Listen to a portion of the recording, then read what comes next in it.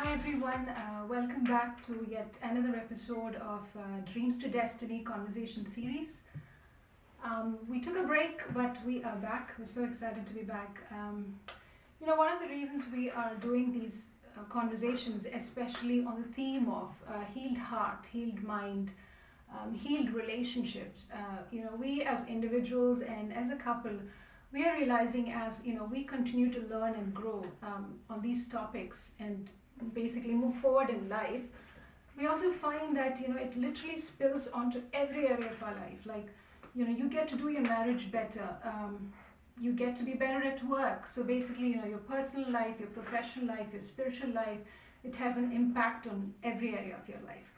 And talking about healed relationships, heart healing, community, we could not think of someone else other than today's guest, because he is an amazing, influential voice and an authority figure, we believe, to basically talk on these subjects, because he's not somebody who not only has a or carries a deep understanding about these topics, but who walks out those revelations from a deep place of transparency and authentic vulnerability. So, who is today's guest? Yeah, our guest is Jesu. So, welcome, Jesu. So glad to have you on our show. This is our episode 3 in our Dreams to Destiny program. And I think, Jesu, we have known you for about 8 years. And Jesu wears many hats, engineer by training, author, visionary entrepreneur, and a pastor, a teacher, and all of that. But one thing I really appreciate about Jesu is that he dreams big, and he doesn't just dream, he actually goes for it. So before we jump into some of the questions we have for you and some of the topics, Jesu, why don't you tell us a little bit about yourself and what makes you wake up every morning? Yeah, it's such a joy, guys, to be with you and chat things through. And of all the hats that I wear, the one I love the most is what I wear in my house, to be the husband and to be the father, and of course, to be the son, to my parents and the brother, to my sister. We all live close by, right? That's what makes me wake up uh, every morning. Oh, So great. as you were saying, a lot of things we do based on the seasons, but this is something that doesn't change. Absolutely. Yeah. Yeah. So in our show, we have focused a lot on this topic of your purpose. Like all of us have a purpose that's unique and powerful. It's something that Jane and I are kind of furiously pursuing this topic. We have a lot of molds that the world puts on us, a lot of patterns. And I found this to be true regardless of geographical location. So we grew up in India, and starting from the educational system that many of us are in, uh, talking about molds and patterns, when I think back to those days, a lot of hope and a lot of future and hope was around this one dimensional thing of a certain score in a certain exam, right? And when I just think about those days, I can just relive the pressure and tension that we go through to try and conform to that system and try to reach the top in that system. And so that's in the country of upbringing, right? But now, even as some of us migrate to different countries, we are right now in Canada, and even after we go to a different location, things don't really change that much. There are certain things, certain patterns that maybe they are unspoken, but we tend to they try to mold us. Number of figures in our salary, for example, what kind of house you live in, what neighborhood do you live in. So there are these molds that tend to follow us everywhere. But how do we really break free from this rat race, like we call it? How do we pursue our unique potential, our unique purpose? How do we unveil our potential? With that juicy topic, I just want you to share your thoughts. Yeah, that's pretty huge, right? And I always say, what if your child becomes the first in the rat race? Your child is still a rat. Yeah. Okay. Yeah. Right. That's the problem. Running the rat race. See, we have to define certain words before we go in. How do we define the word purpose? And how do we define the word um, potential? How do we define the word success? Because the ideas are rooted in how you define it. And so when those ideas are not challenged, we might be talking, but we might be saying the same words, but we might be meaning totally different things. Yeah. So, as you told, there are certain things true across all cultures. The metrics, the measurements we use for success, right? So, it all depends on numbers, as you said. It might be the numbers we might be based on marks or, you know, salary or number of people working under you. It This the category varies, but all it narrows down to numbers. Organization works on numbers. Stock markets work on numbers. Everything works on numbers. So our metrics is numbers. So bigger the better, right? So to break free from that is so what do you say? You have to be intentional. Let us put it this way. If you're not intentional, I won't say it is very difficult to break free, but you have to be super intentional because it keeps coming to you from every direction. The pressure to perform. So, how I define purpose is who you are, right? It is living from your identity. When you live from your identity, you're living your purpose. We usually define purpose by the stuff that we do. Okay, did you find your purpose? Meaning, usually people say, "Oh, I have not found my purpose," meaning I've not figured out what to do in my life. So, purpose is more connected with doing. Uh, Definitely, doing is involved in it, but that doing purpose is your doing that comes out of your being.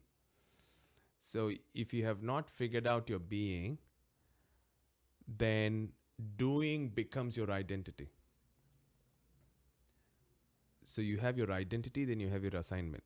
Your assignment keeps changing based on seasons. But when you don't know your identity, your assignment becomes your identity. And that's where the trouble begins. So when we don't grow up in a culture where who we are is, um, reinforced without the pressure to perform. But unfortunately, see, the kid is there, right? It's just born and few months, and all of a sudden it starts standing up, and the whole family goes like, "Yay!" Then the first thing is, okay, have I done something wrong? And looks around at the faces, and everybody is like excited, and everybody goes clapping.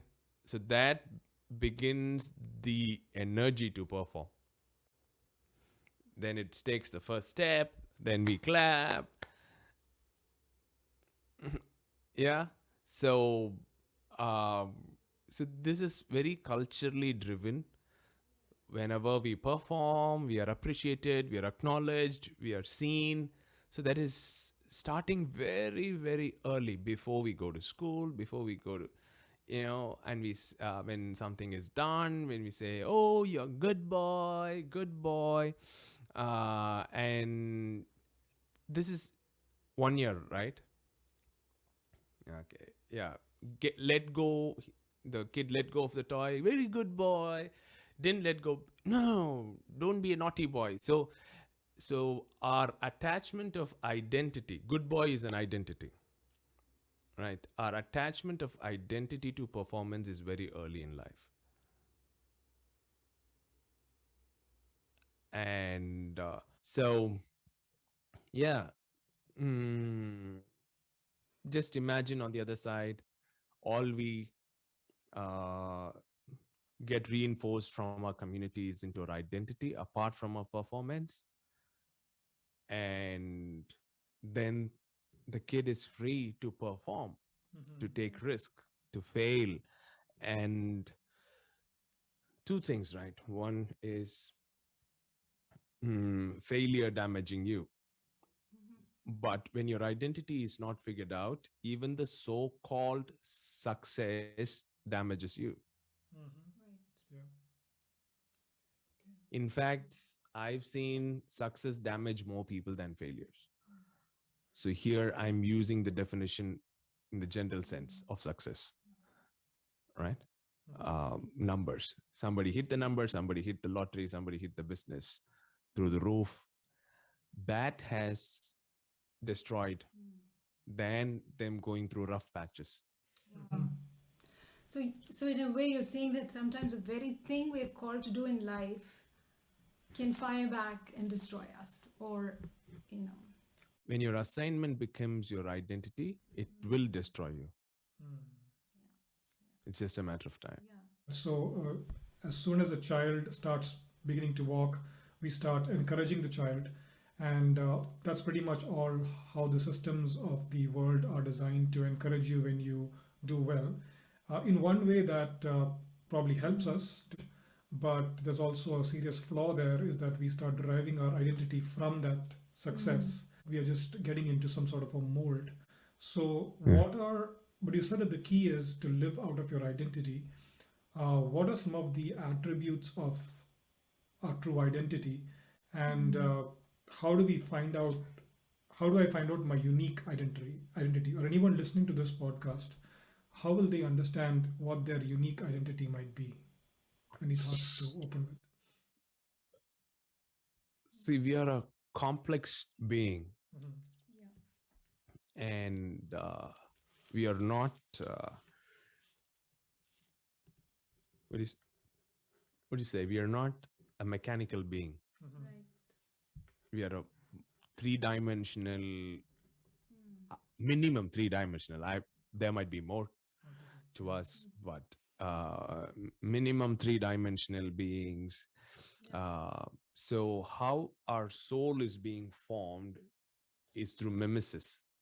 Mhm. Mimesis, mimesis or mimetic reality.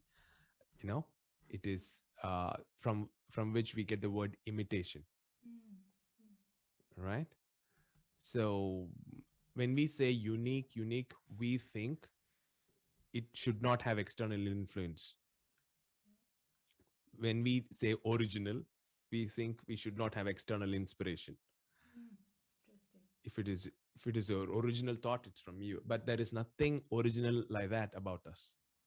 No matter who the greatest artist is, you go and ask, is okay, if there is no inspiration in your life around you, would you have created what you created? The answer is no. Mhm. They draw Right. inspiration from something. Yeah, there are multiple inspirations, Mhm. and the way those inspirations impress upon you and what you create might be original. Right. Mm. But there is nothing called self-made person in this world, Mhm. because we are in a web of relationships. Right. So that web of relationships forms the primary culture in which we grow up. So I don't know whether you have come across this word, Ferrer child. Ferrer child is the technical term for Mowgli characters like Tarzan and Mowgli. So real life stories. There are these kids who are abandoned in the forest for the beasts to eat it up. But sometimes these beasts adopt these babies and raise them up. So there are documentaries done on these children, and it's amazing. These kids walk and behave like the animals that bring them up. Mhm. So we are walking like humans because we are being, not because we are humans. Mhm. We are being brought up in a family of humans. Yeah. There was this kid who was brought up by chickens, so he used to walk like this all the time. and there was this kid who was raised up by foxes, and he used to walk on the floor. He never speaks. He always, you know, would say hoots and eats. He doesn't use his hands for eating. Um, he had extraordinary growth of hair in his body. Uh, so so your physical thing even changes through mimesis, what you're looking at and growing up. So even though by DNA he is a human, his entire belief is he is a fox, because that's the atmosphere in which he is growing up. So we are created in such a complex way.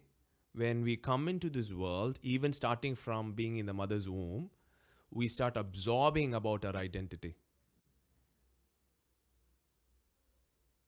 So we don't figure out our identity from a book or from a program and this and that, you know, because it is being driven into us in so many ways. Since God's strategy is family, identity should be driven through the family unit. But because the family is dysfunctional, our identity is dysfunctional to begin with. So now, growing up, we have to find a safe family who can speak that identity into us, a functional family. It might be our biological family or a spiritual family or a group of friends. So you need that web of influence to speak into your core being of who you are, because that's our design. I don't know whether you're seeing my answer connected to your question. How do you figure your identity? You have to figure out your family. You have to find your tribe. Find your tribe. Yeah, because it is driven culturally. It's not that you go read a book, oh, this is my identity. So heart healing is one of the themes we try to talk again and again and unpack. As adults, sometimes we become like a product of what happened to us, right? Like the good and bad. So unfortunately, if you've not healed from the hurts, wounds, or the bad which we were exposed to or which happened to us, it just manifests in as different dysfunctionalities in different areas of our life, right? So what has it been like for you to, walk through a heart healing journey? I mean, knowing you are bed and your family, I know you had great godly parents, great upbringing. But sometimes, as a child, we are like protected and, we might have a very safe, nurtured environment inside home. But the moment you're an adult and you step out into the world is can be a very unfair, kind place. An unkind place, and you can get hurt. What has it been for you? Like some of the things you had to personally overcome to actually be doing what you're doing. Because you teach, you walk with, and through people, with people, basically to help them find their purpose, get their marriages, families healed. So, what has it been for you, that journey? Um, as it mentioned, I had the great privilege of having a safe family uh, growing up, and because of that, I had a lot of friends. Um, when your primary relationships are damaged, then you have the capacity to relate being damaged. So anybody having any issue, relational issues, you always start with a question: how is your relationship with your mom and dad, or how was your relationship with mom and dad? When you start that, everything comes out. Okay. So as I kept telling, because everything is driven like that, our identity, everything is driven like that. So uh, as you said, we might have good families, but none of us have had perfect families. Right. Yep. Yeah. So as much uh, the best that our parents did because of what they received, they kind of filtered things out and gave the best that they could. And so it's not a blame statement or anything or telling, oh, so you come from a broken family, that means you are just gone in life. No, it's not that at all. But just to know that, okay, oh, I'm reacting this way because this is the hurt and this is the root. Right. Yeah. Having that knowledge really helps. So growing up, the framework that I grew up is was not the stuff that we hear right now. Nobody taught on identity. Nobody taught on heart healing. You know, uh, the metrics back then was holiness and miracles is the metrics that I grew up in. Right. And obviously, it is a very shame-based culture.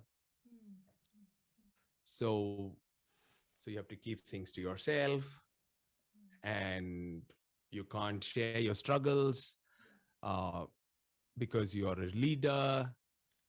How I became leader is really very interesting. I was not able to, when I was in my kindergarten level, UKG, right, what we call here, my staff complained to my parents saying, he's not able to read, he's not able to write. And so my mom decided, okay, I'm going to make my child repeat UKG again. The whole staff, um, Wow. they were like, no, don't do that. He will waste a year. He will earn 1 year later, was the right reason given. Your son will earn 1 year later. But my mom said, even if my son is not going to earn at all, I just want him to be happy going to school. Now he's not happy. So she made me repeat the grade. So when she made me repeat the grade, obviously I was taller than the other kids. Uh, but, so everybody started calling me Anna, and I became the leader, right? And from that point, it has always been me leading wherever I go, right? Uh, so it was like that. So you're a leader, you're a leader, you're a leader. In our culture, leaders cannot fail. Leaders cannot have struggles. Leaders cannot have crap going through. So you should always wear the Superman suit. Uh, so then you get married, and you get married, and already the word is out there that he is a leader. Okay. So your wife gets married to the leader. And then she figures out, oh, this guy has issues. Right? And so, as somebody said, right, love is blind, marriage is an eye opener. Yeah. And marriage is like you getting married to a life size mirror. Your spouse, your spouse is a life size mirror. Just look at each other, right? And they're going to expose where you need to work on. And our usual idea is, oh, I was perfect till I got married. Yeah, because you never had a life-size mirror always hanging out with you through your life. So, and you think the problem is with the mirror. The problem, mirror is just reflecting, is just showing you. So you can't get angry with the mirror. You know, probably this morning you got up, stood in front of mirror, you corrected yourself looking at the mirror. You did not shout at the mirror. Something is wrong. Why are you showing me like that? So being a leader like that, the pressure to perform and the pressure not to show your weakness was the greatest challenge. So when I had these spiritual fathers come into my life and started giving me a different perspective, uh, saying, "Hey, relax, man." They were not treating me as a leader. They they started saying, "Hey, it's okay," and I looked up to them as leaders, and they would take Lovey and myself and speak about their failures. So that kind of like, oh, okay, everybody struggles, leaders struggle. Mm? So slowly opening up to my wife. Uh, so these are some of the things, that has helped. Yeah, so it's like you talked about, it's important to be part of a tribe to help you understand and grow in your identity. And being around the right people helped you actually get healing in those areas. That's amazing. Yeah. Exactly. Because true transformation, true healing happens at the face of unconditional love, who is willing to look into you when you have failed and say, "I still believe in you." So that's where true transformation happens. But usually, since our perspective of how things work, somebody's failure scares us. So when somebody's failure scares us, we are going to operate from fear and we're going to judge them. Mm-hmm. And the greatest form of punishment that we use is withholding love and disconnection, right? We might not be physically abused, physically punished every time, but we are constantly punished by disconnection. Mm-hmm. Oh, you did something that I didn't like. That's it. I'm going to withhold my love. Mm-hmm. So that is the reason why we don't share, because we fear disconnection. We are wired for connections, so we fear disconnection. We are ashamed about disconnection.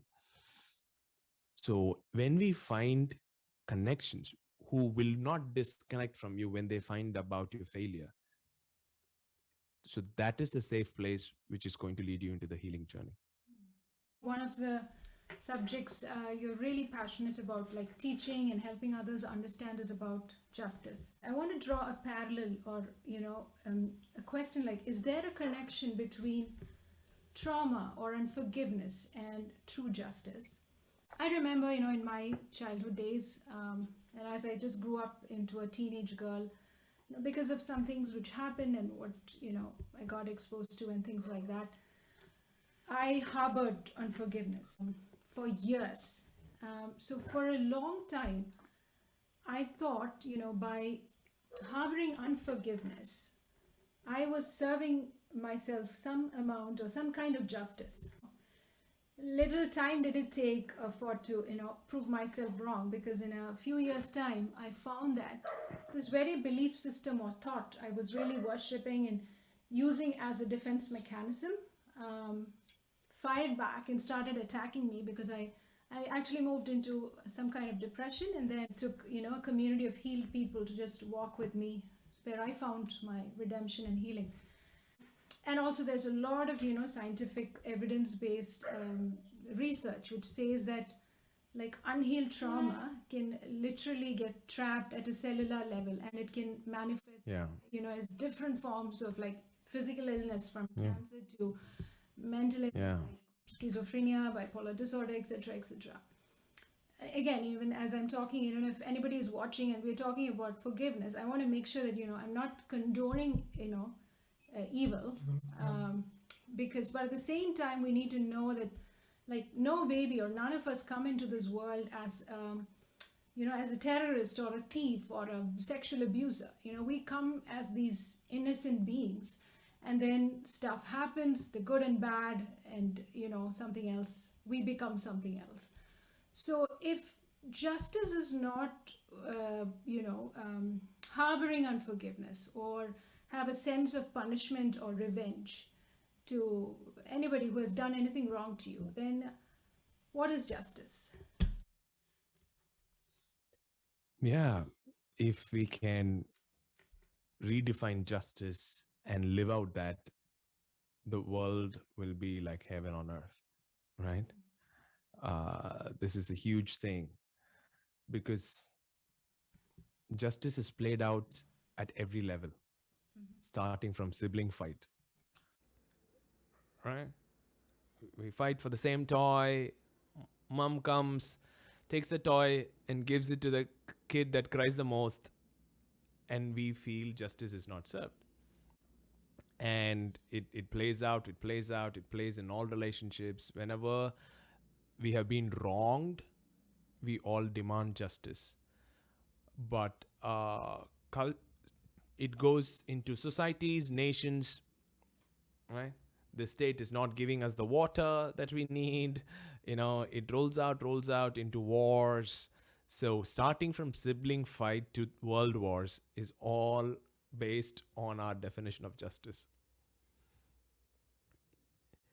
And unfortunately, we have defined justice as legally reinforcing revenge.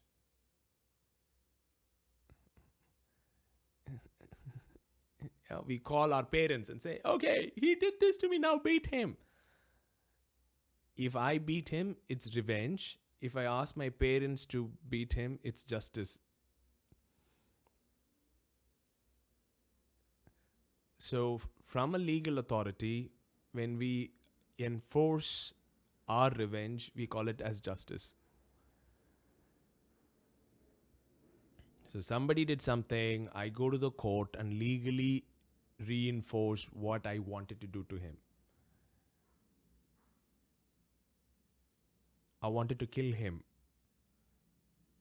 If I kill him, it's called revenge, murder. So I go to the court and I frame the case so that he is hanged. That is justice. So we have legally enforced revenge is what justice for us. But when we think like that, okay, it is nothing but revenge. If we take an honest look at it, a girl was raped and murdered, and they fought, and finally the guy was hanged, given a verdict to be hanged, and they interviewed the father of the girl. So finally justice is served. How do you feel? He said, what justice? Give my daughter back. Until then, no justice is served. So, even though we go for this revenge kind of thing, our heart never gets satisfied unless there is true restoration of what has been lost. So, true justice is restoration of what has been lost. True justice, it can be a loss of your childhood. You lost the capacity to trust anyone. You lost the capacity to laugh and play because of what was done to you. But whoever did whatever they did to you when you were a child is nowhere in the scene. So our sense of legal justice won't work because we don't even know where the character is. And yeah, could be dead. And it might be your own physical father, physical mother. Yeah. So things are complicated. And when we keep reacting and hurting others from that place, and we play those stories in our mind, so we say, okay, this thing happened, therefore I will never trust again, right? I will never let anyone close again. So these are some of the forms of things that we think is keeping us safe. But true justice, as I told you, is restoration. Is you coming back to a place where you can trust again, love again, hope again, dream again. So that's where true justice has happened. Where you start living again, where you start receiving love again, giving love again. So that's where true justice is. And that can, so for that to happen, healing has to happen. So the other way of defining true justice is healing. Healing is true justice. So in the Word document, you have right alignment, left alignment, then center alignment, then you have this button called justify. Yeah. So if you select a text and click that, we are not punishing the text, we are justifying the text.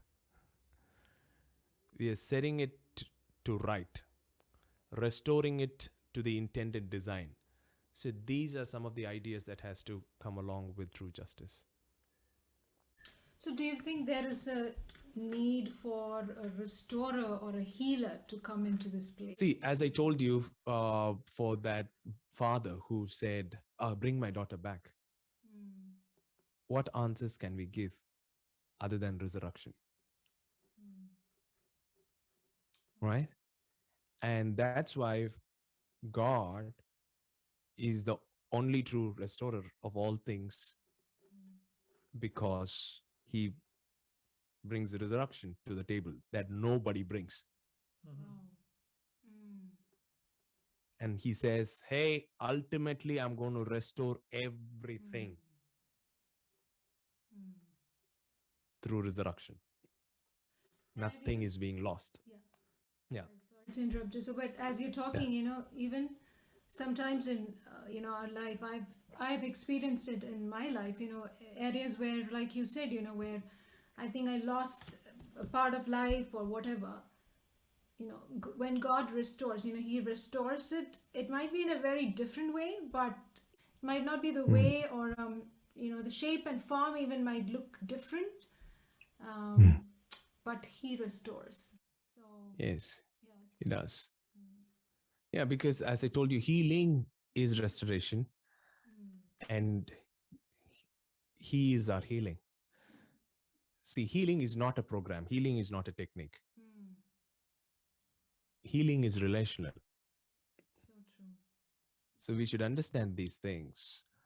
When we go to therapy, Mm, you know, we yeah. therapy helps to some extent, but it is still a program.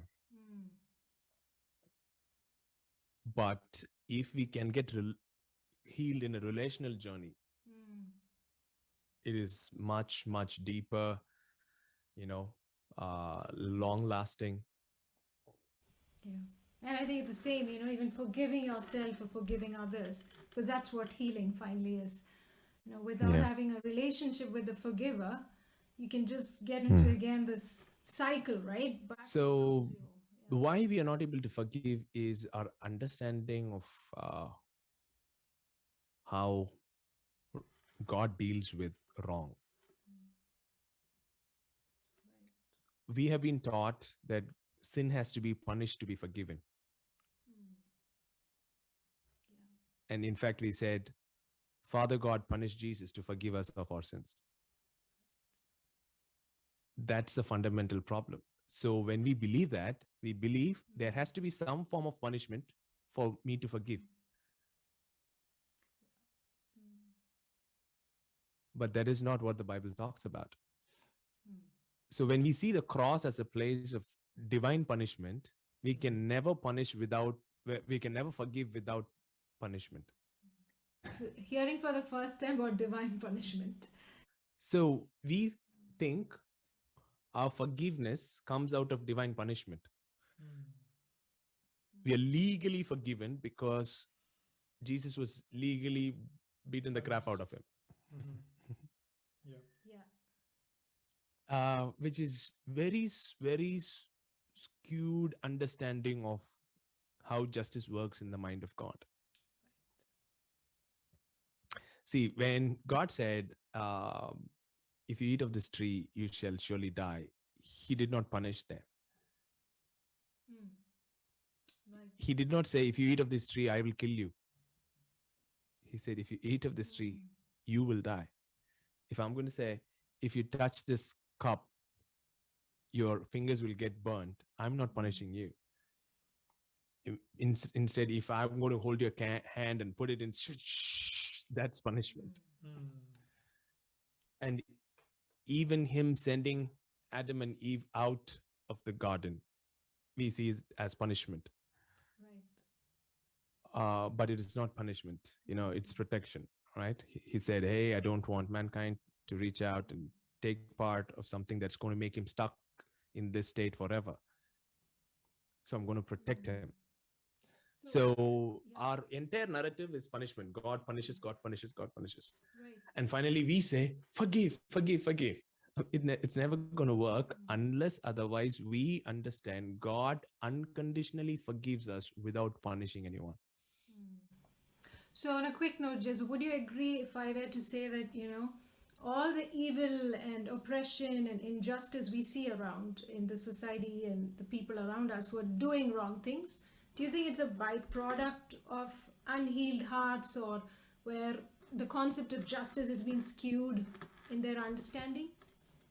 At the root of every malfunction is a heart that doesn't know the Father. So our sin against each other is not a moral or a legal issue. It is a relational issue at the root. It might manifest. See, let me ask you, is adultery a legal issue? Not in the world that we live in right now, but it was at one point. Yeah. Okay. It is in some Okay. cases. Is it a moral issue? It is. Culture of the nation, like if you sleep around and can have 5 partners in some place, it's okay. Yeah.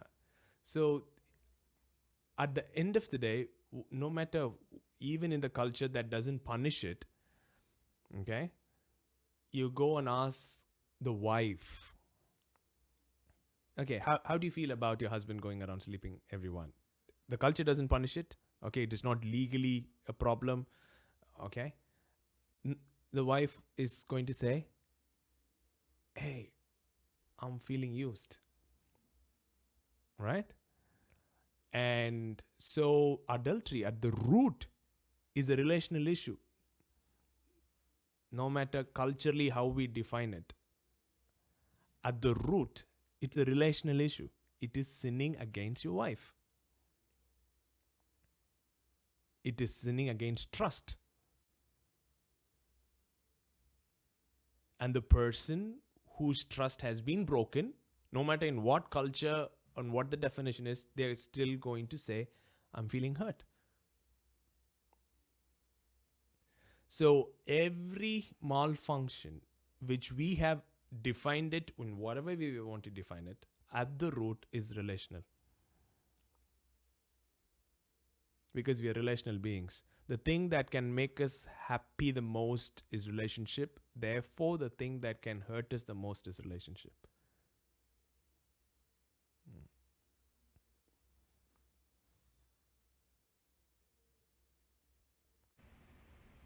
I actually want to share a few things about the book that you wrote, and then use that as a way to go a little bit deeper. So you wrote a book called Divine Adoption, and I read most of it, and it's available on Amazon, right? And yeah, I highly recommend it. I really enjoy it. It's not a religious book at all. It there are some practical keys in there, and you talk about 3 kinds of life: physical life, psychological life, and the uncreated life. And I think everyone can relate to physical and psychological life. It's very much visible to our naked eyes. Psychological life, physical life to do with your health, psychological life to do with your relationships and your sense of well-being. And a lot of people end there saying, okay, that's life. But you say there's a third kind of life, uncreated life, and the absence of that kind of really damages the other 2 forms of life that are more visible. Can you talk more about that and connect that to what you're saying about